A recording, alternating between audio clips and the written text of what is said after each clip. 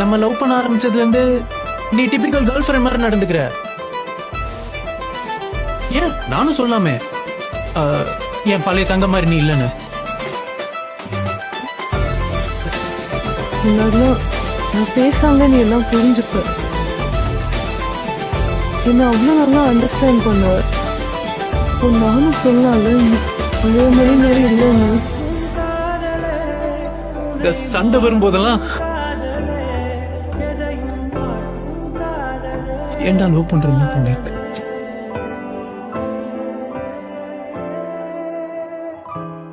எதுக்காக கிட்ட வந்தாரோ